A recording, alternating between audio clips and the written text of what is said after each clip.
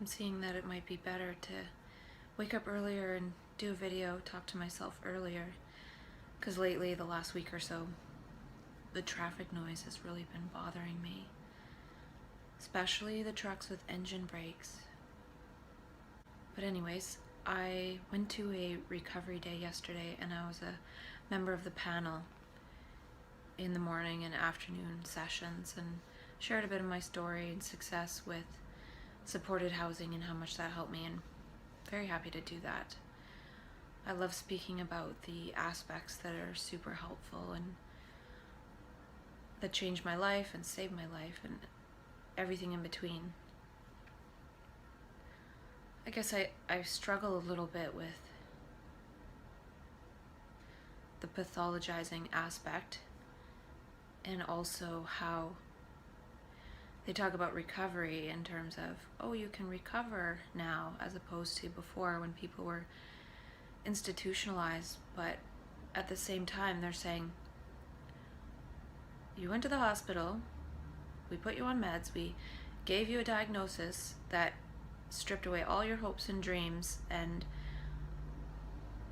the medication suppresses you, and then we put you out in the community and say, but you can recover, instead of receiving it in a totally different way. So it's nice that at least there's a lot of programs to help people move on with their lives, but our humanity is sort of stripped away in the psych ward experience, and then it takes so much effort by programs and systems and human beings to get a person to feel like a human again.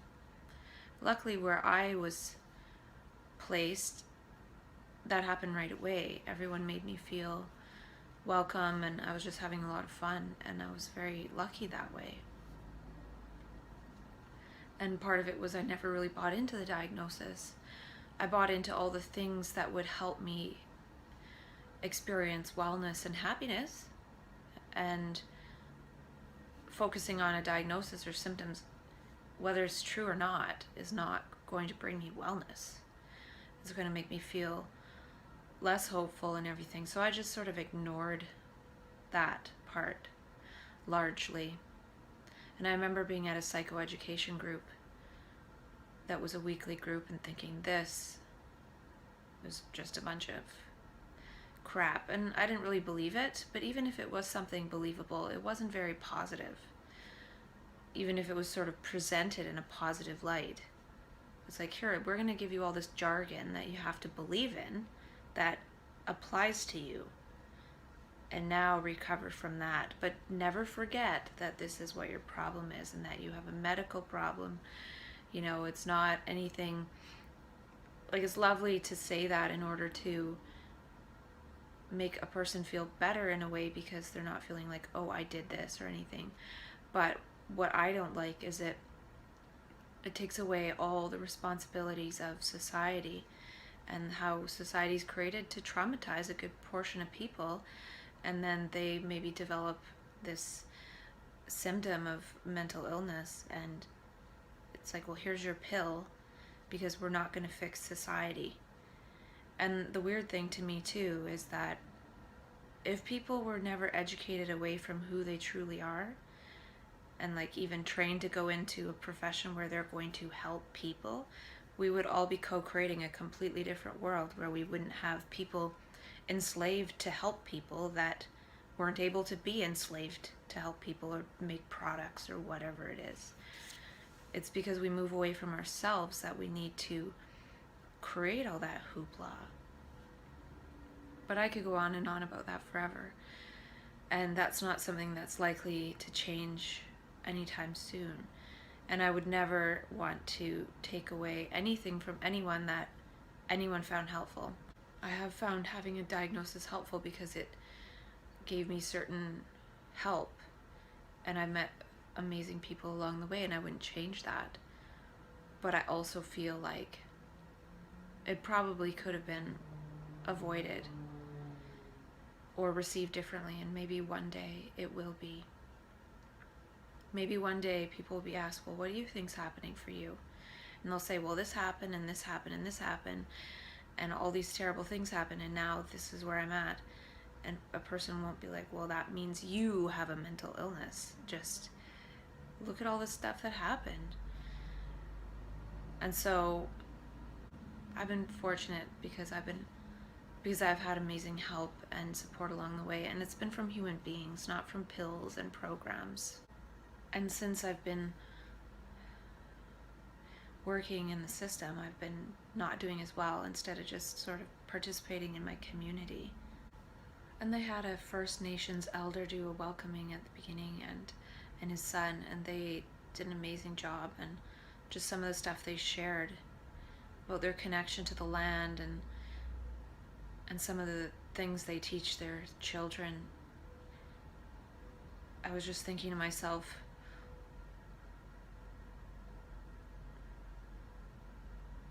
look at that culture that's been destroyed by us, and they kind of have the medicine we need to reconnect to the land and all those things. And then we have this mental health system that if we understood what the indigenous people understand, we wouldn't even need most of this stuff.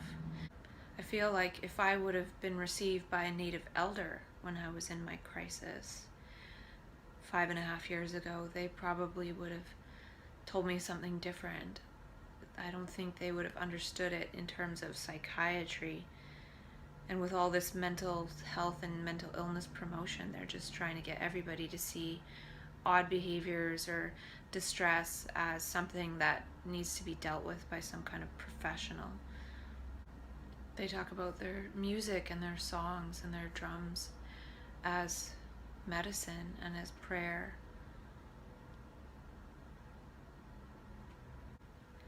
And the person who was the main organizer of the event, or main speaker of the event, I should say, talked about how there needs to be a language of hope and optimism created. And I think I might be creating some of that for myself with this self-dialogue. And one of the things I'm sort of seeing lately is that by participating in the system, it's a pathologizing system. And I'm sort of saying to people, well, people that have this crisis and have a diagnosis, whatever, they need unconditional love, they need understanding, they need somebody to listen, they need all these things. Yet at the same time, the fact that people don't do that makes me kind of mad. So then if I'm speaking to somebody who, or to a system that has a different context than I do, in a way, I'm not being unconditionally loving and understanding of them. So how can I say to them, be unconditionally loving towards me when I'm in crisis? But the fact that you don't understand me, I'm not going to be unconditionally loving towards you. So it's this kind of contradiction in a way. And then my brain went to what I talked about before a long time ago, about how one day I feel like people like me will be saying to people that are professional and very rigid and consistent, like, it's okay to come out and play, like, loosen your tie. So I sort of had this thought that one day I'll need to help them, or we'll need to help them. And so then I was thinking, well, I could almost do that now, just go into embodying my mania in a way to invite adults to remain childlike or connect with their childlike nature. Ideally, I would love to be able to help children not disconnect from their childlike nature and always be that playful.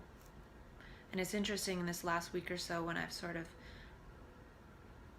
had a bit of shift in consciousness, like a trans consciousness where ego focus is more difficult, or focusing on things that I don't want to focus on, or not heart-centered, or not my path perhaps. is deflecting me away from that. And then when I'm not focused on that stuff, I feel pretty much fine. But if I try to go back to that, it's almost like it's not letting me. And I feel too, what happens is I need to become more and more simple in what I'm doing, because it's almost like this self-care or whatever, self-whatever becomes more narrow, but I want to be out and about and I want to be around people. So it's almost like I want to be relational.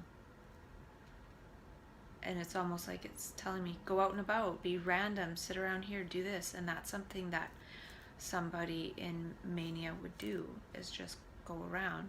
Well, I'm not feeling in like complete ecstasy or anything like that, but it's just interesting how it's not really wanting me to sit at home and work on a little document on the computer. And I haven't been on my mini trampoline in the last while because I was a little bit under the weather. But the last couple of days I have, and when I'm on my trampoline with my trampoline playlist, I feel slightly ecstatic. So it's not like I'm unable to go into those states. It's just that working on a document on my computer puts me in the opposite, puts me in like anxiety, whereas being on my trampoline puts me in that ecstasy. And if I think about how manic consciousness is trying to get us to be able to hold ecstasy, if I do things as part of my daily practice, if you want to call it that, that help me be more ecstatic, it's going to create my body in such a way that I can hold more ecstasy.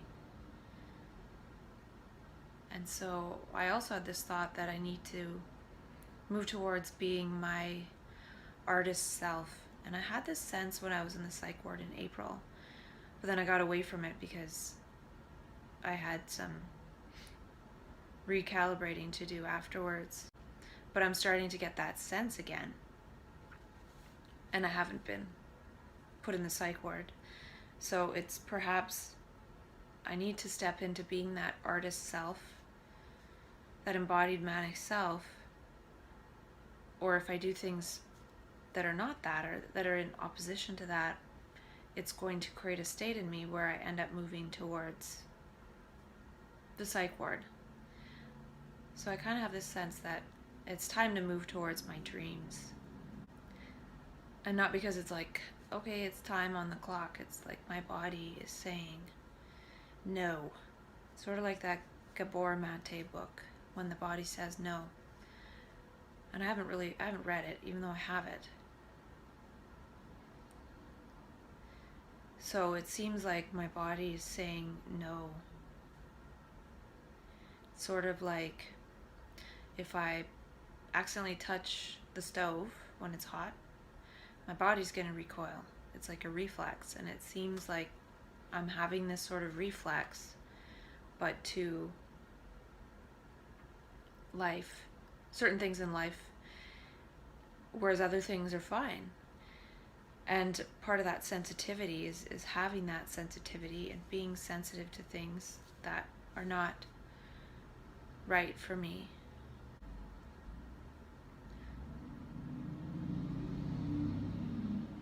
Looks like I'm gonna have to move,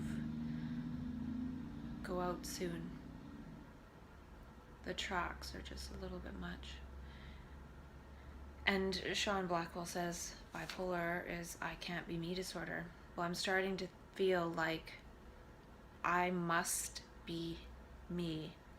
I have to. And I think that's true for people that go through this transconscious experience and then connect with their sensitivity. They become sensitive to those things that aren't right.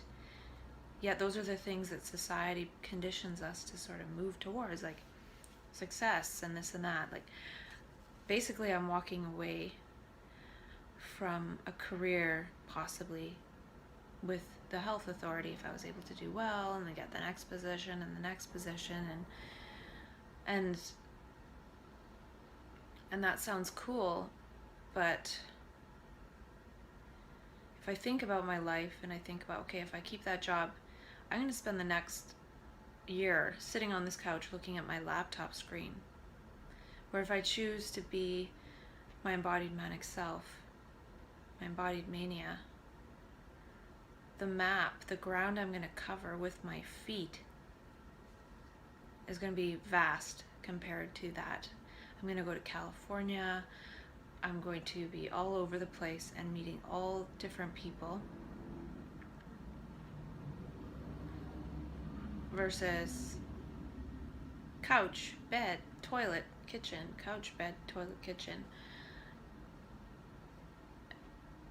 It's like being a rat in a cage. And I don't know, I just can't do it anymore. And I don't want to be saying that to myself all the time. I can't do this anymore, because it sort of can be extrapolated to feeling like, oh, I'm talking about ending my life, when really it's about ending that path of my life. And that could be part of what happens when sometimes I get to the point where I think I need to end my life. It's like, no, I need to end that path in my life. And it's interesting how they talk about how one of the things we value most is staying consistent. So sometimes we'll almost like do something that endangers us or ends our life because we're trying to stay consistent. And so it seems like I need to be consistently inconsistent, or when I get to this place of consistency, it'll be interpreted as I need to end my life, when really I need to end this pattern of consistency. Because everything's really symbolic, like words are symbolic, and language can be interpreted in so many different ways. So we can get ourselves into certain situations internally that have nothing to do with the external, but maybe are symbolic or messages. And I've talked about how there are special messages. Well, one wanting to end one's life is a special message as well. It means like, do something else, get out of here, change something. It's like complete desperation, and it feels like complete desperation. And I've been in that state, and that's why I have my Zap strap. And she talked about a lexicon of optimistic language. It would be cool to create a lexicon, like an alternative lexicon, a lexicon for trans consciousness.